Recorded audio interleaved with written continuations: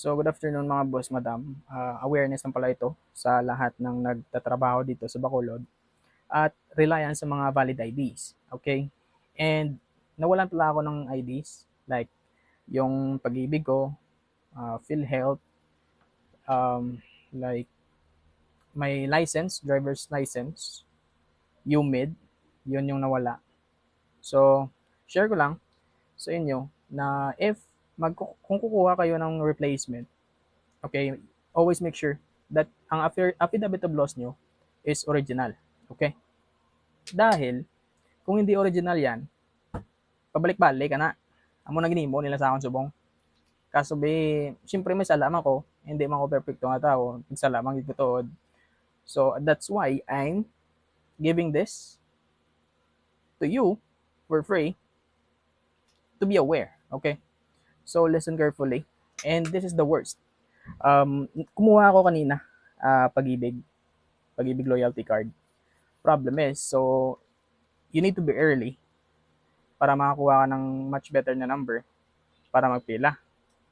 So nakakuha ko, 4:30 nandun na ako. Nakakuha ko number 43. However, kung nakapunta ako to 4:30 or 3, it doesn't matter because 6 in the morning, sila bibigay sa iyo ng number. And then after that, you know what? You need to wait another 1 hour and 30 minutes until na mag-open yung Gaisano City. Pagkatapos niyan, magpipila ka na.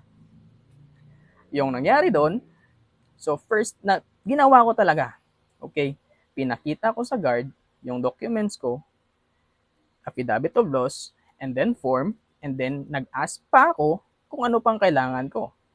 So sabi niya, okay na yan sir, wala na yan problema, goods na yan, okay na, naglinya na ako, pumila na ako. So pagkatapos yan, yung number 43 pala na binigay nila sa akin na number is para lang sa iyo na makapasok sa Pag-ibig Office para kumuha ka ulit ng number para sa counter. Alright? So, kumuha nga ako ng mga 10:30 ata yun. From 7:30 to 10:30, pasok ako. Kuha ako ng number ulit.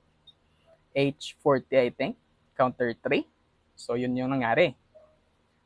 So, naghintay ulit ako. Hanggang 11:45. Alright? Paghintay ko doon, ang nangyari is, kinuha nung counter 3 yung documents ko. Yung affidavit, yung form, at yung ID. Sabi ko, boss madam, nawala pala yung ID ko, ma-ask sana ako ng assistance for replacement. Binigay ko yung affidavit, okay to sir. Yung form, okay din. Yung ID, okay din. Pagkatapos niyan, so yun na nga, nasa counter 3 na ako. Kinuha na lahat ng documents ko. Affidavit, goods. Form, no problem. ID, wala ring problema. Pagkatapos nun, sabi ni counter 3, maghintay ka na lang sir sa counter 2 because dyan yung Union Bank, dyan yung gagawin yung ID mo. Sa mo to. Naghintay ako, pagkatapos ko humintay, wala palang number yung sa counter to. So, kailangan mo ng matalas na pandinig. Dahil sa labas, ang garot, sabi pa nung guard, naka-microphone dyan, di ba? So, kung makarelate ka dito, comment ka. Sabi niya, Number for the dark subject percent to the success at the Pag-ibig Office. sabi niya yan, putang ina. Kung layo, kapart di ka bate. Pero promise, doon Mr. Ben. Pero wala ni hate Wala ni hate. Hindi lang mo tan mag-react. So ako lang ganyan experience. And then, tapos na, may gambal pa na nga daw AI sa sulod. So dapat, matalas gid ang imo yung pandinig. Kay sa counter 2, which is the Union Bank, yung counter nila is parang naka-COVID pa ba. Alam niyo naman siguro na may parang shield yan. At kung sasabi ka sa loob at nasa labas ka, hindi kaya masyado kabate. Amo na. So amo to. 11:45, gintay ako. Nag-cut off sila hanggang 12. So, umuwi ako, kumain, balik ko 1. Dahil madaming tao sa loob, pinapalabas kami. Ang problema, ginlawag na galit tayong pangalan, kaya sang gina pa lang. Ang problema is, ginpagwa kami. Kaya wala pa kami ang ano. Ulat ko nga, ulat, mangkot ko. Sir, ara na ba nga ako? Sir, gina pa ko to, sir mo. Wala pa, sir. Ulat lang, sir, nga wala wagon. Ara kami sa gwa, tapos ang isa to, gahotek lang sa sulod. Hindi mo man gahit sa sa teller sang Union Bank. Wala ko hate ya. Tani ba chindihan lang bla. Galing kay di po talala ya part. Ending mga 4 na guro, mga 4. Ara na ko. Nag picture, fingerprint, pirma. Paghatag, pagplantaw ya sa akon nga affidavit, naka photocopy. Pagang. That's the worst shit that I've ever heard. Right? From guard to teller, sang pag-ibig, counter 3. Counter 3.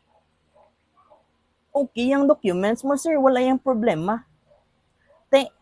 Hindi ko na makuha ang card ko. Kaya kinanglan ko dito sa original nga affidavit. May affidavit ko, galing kay sang Augusto ba to? Hindi nyo mababato nun.